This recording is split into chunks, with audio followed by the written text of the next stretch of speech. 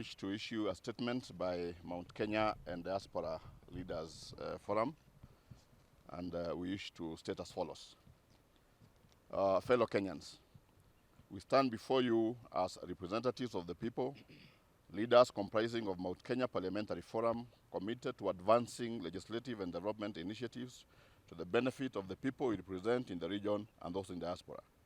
We hereby reaffirm our irrevocable faith in the unity and indivisibility of our region and the nation of Kenya.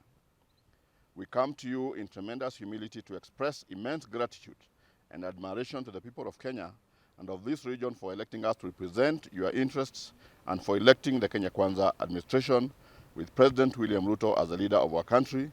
And we have resolved that we shall be meeting regularly to take stock of the progress and to review achievements and necessary interventions on critical issues that are of concern to the people we represent.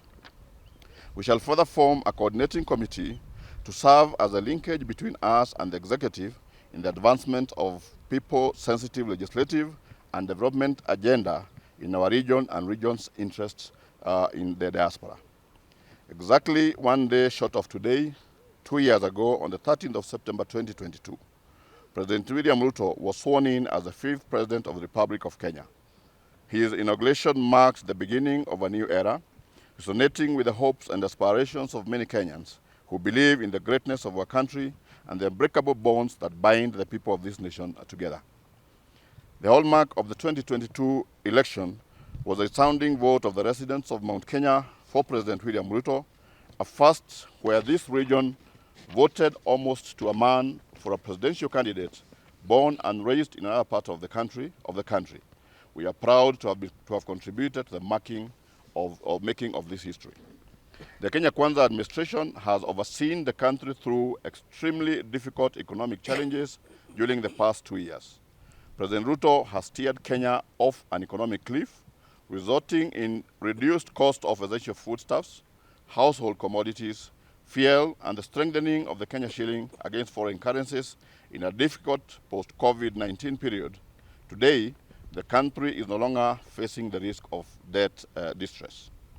With the country's economy assuming a positive trajectory, we expect the next 3 years to be the period when this administration will help our constituents and the rest of the country to revitalize the economy and improve the economic well-being of Kenyans.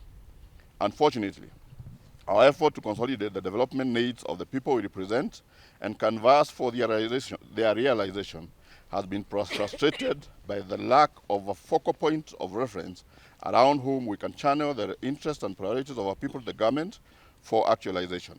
Instead, the Mount Kenya region has suffered high-octane politics around the fathom unity to support individual and personal ambition rather than the actualization, pursuit, and lobbying of the interests of the constituents. Our attempts to call the region to the orderly prioritization of the development needs of the people has been frustrated by condescending threats of dire political consequences unless we support certain personal interests and ambitions. Yet, time is of the essence, given that we are already under 3 years to the end of the first term of this administration. As we continue with superiority contests and bickering, the people we represent expect us to aggregate and lobby for prioritization of key projects